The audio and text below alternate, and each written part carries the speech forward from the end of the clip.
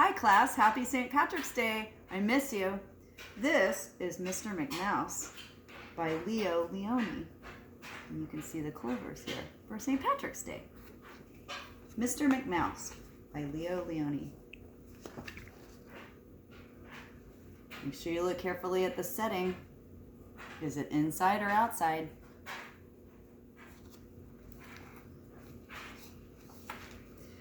Whenever Timothy saw himself in the mirror, he felt happy. What a good-looking city mouse I am, he thought. But one day, instead of himself, Timothy saw a strange creature dressed in black staring at him from the mirror. He jumped back, let out a shriek, and ran for his life. Don't move that around too much. Yeah. Timothy ran out of the building that had been his home from the day he was born, and he kept running all the way to the outskirts of town. What is Timothy afraid of? And why is Timothy running?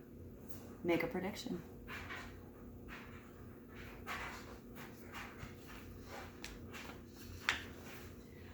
Only when he came to the country road did Timothy dare to slow down and think things over. What had happened? Where could he go? He knew that he couldn't go back home. No one would recognize him in his new guise. He had no choice. He had to go on. But first, he needed a quiet place to rest.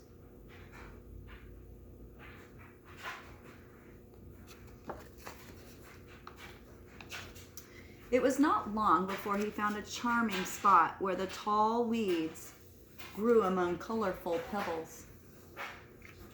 Listen to how the author is putting adjectives in front of pebbles. What kind of pebbles were they? And what kind of weeds were they?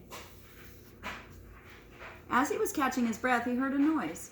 Some field mice were observing him from behind the large boulders. They looked frightened. Timothy was frightened too. How could he possibly explain that he was nothing but an ordinary, innocent city mouse?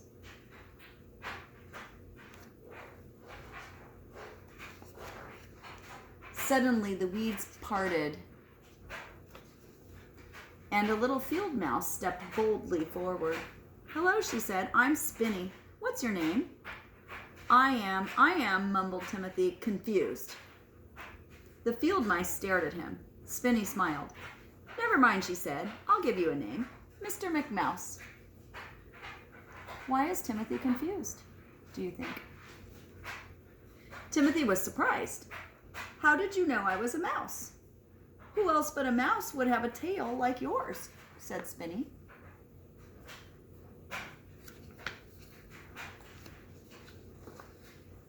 Then, as the other mice went about their business, Spinny pointed to a beautiful mound of boulders. "We live over there in the castle. Come with me. Perhaps you can stay with us," she said. Timothy, who felt that he had found a friend, was happy to follow her.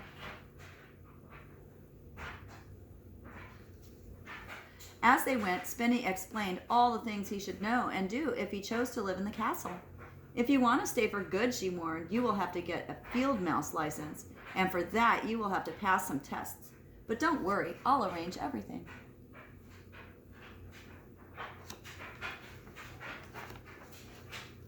The very next day, the tests began, and the first one was the tickleberry test.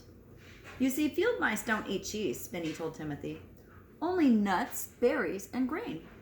But that will be easy. Tickleberries are delicious." When the mice had assembled on the test grounds, Spinny led Timothy to the berry heap. She then climbed high into the lookout tree to watch the show. But alas, the test did not last long. After a few berries, Timothy gave up. "I'm sorry," he said. "I just can't eat berries. They make me sick."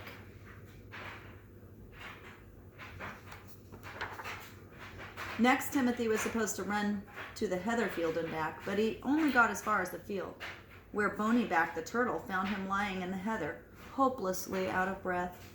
"Here is Mr. McMouse," said Bonyback. He was lucky to find a cab. Everyone laughed except Timothy. He knew that without a license he would have to leave. How does Timothy feel right now? Does Timothy want to stay in the castle? How would you feel if you were Timothy?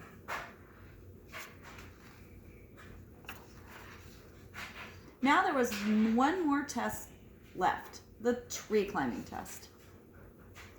Cheer up, Mr. McMouse, said Spinny. I am sure you can pass this one.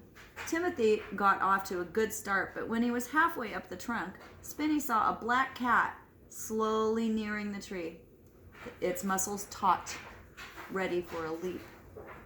What do you think taut means? It says that the muscles were taut, and it was ready for a leap. Cat! She yelled as loud as she could. Everyone knows mice do not like cats. In less than a second, all the mice had disappeared. Only Timothy and Spinny were still running, with the cat a few feet behind. Make another prediction. Do you think they will escape? How will they escape? Just as the cat was about to pounce on them, Timothy saw an old rusty trap lying half hidden in the weeds. Inside, he shouted, pulling Spinny with him. The cat slid to a sudden halt. What now? Said Spinny in a desperate little voice.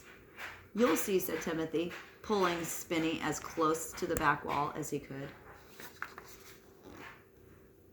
It says that Spinny's voice was a desperate little voice.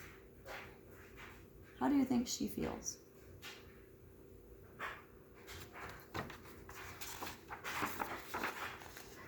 The cat hesitated, yawned, and lay down right in front of the trap. Timothy smiled mysteriously. Don't worry, he whispered. Then he looked the cat straight in the eye, and with the softest voice he could muster, he sang this lullaby.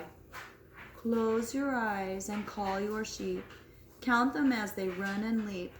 1, 2, 3, 4, 5, 6, 7. All these sheep will go to heaven. Go to sleep, it's getting late. Dreams will bring you number 8.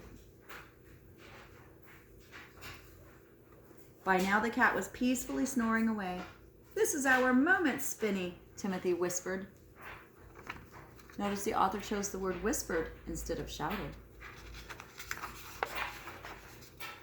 They tiptoed out of the trap and off they ran. The author says that they tiptoed. Why did they tiptoe? The author could have chosen stomped, but he didn't. He chose tiptoed.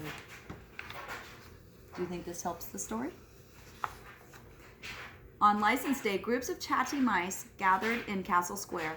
When finally the head mouse called Spinny and Timothy to the speaker's stand, there was thundering applause. For now, every mouse in the castle knew their story, and when the head mouse handed Timothy an honorary field mouse license and Spinny a special medal for bravery, happier mice had never been. And that is the end of the story.